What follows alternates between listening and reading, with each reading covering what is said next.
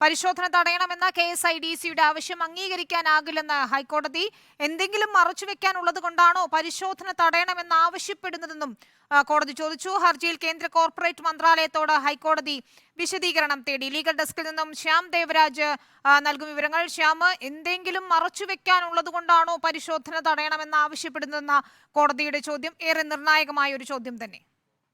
എന്തെങ്കിലും ഒളിക്കാനുണ്ടോ എന്ന് ഹൈക്കോടതി KSIDCയോട് ചോദിക്കുന്നു. ഒന്നും ഒളിക്കാനില്ല എന്ന് KSIDC മറുപടി നൽകുന്നു.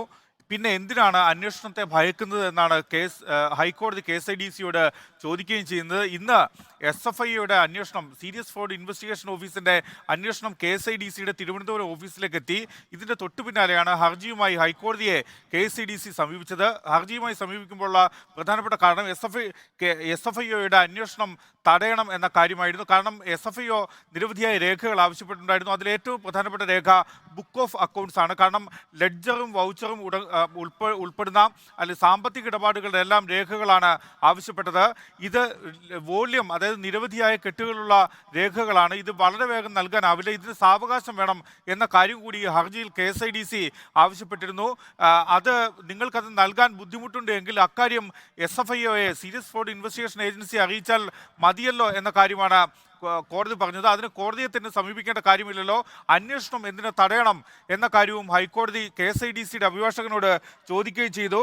അതുകൊണ്ട് തന്നെ അന്വേഷണം തടയാനാവില്ല എന്ന നിലപാട് ആണ് ഹൈക്കോടതി സ്വീകരിച്ചത്. KSIDCയുടെ അന്വേഷണം സ്റ്റേ ചെയ്യണമെന്ന ആവശ്യം തള്ളുകയും ചെയ്തു. മാത്രമല്ല, അടുത്ത രണ്ടോ മൂന്നോ ദിവസങ്ങളിൽ SFIO, സീരിയസ് ഫ്രോഡ് ഇൻവെസ്റ്റിഗേഷൻ തിരുവനന്തപുരത്തെ ആസ്ഥാന മന്ദിരത്തിൽ ഈ പരിശോധന തുടരും എന്നാണ് മനസ്സിലാക്കാൻ കഴിയുന്നതെന്ന കാര്യവും KSIDCയുടെ അഭിഭാഷകൻ ഹൈക്കോടതി അറിയിക്കുകയും ചെയ്തു. തുടർന്നാണ് ഈ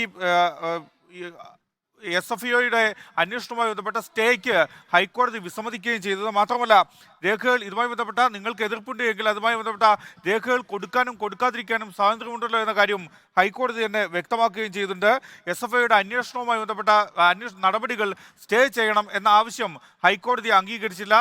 ഈ ഹർജികൾ, ഇന്ന് KSIDC നൽകിയ ഹർജി 12-ന് ഈ SFIO അന്വേഷണം ആവശ്യപ്പെട്ട് ഷോൺ ജോർജ് നൽകിയ ഹർജിക്കൊപ്പം പരിഗണിക്കാൻ വേണ്ടി ഹൈക്കോടതി മാറ്റുകയും ചെയ്തു. ശരി, ശ്യാം ദേവരാജാണ് വിവരങ്ങൾ നൽകിയത്.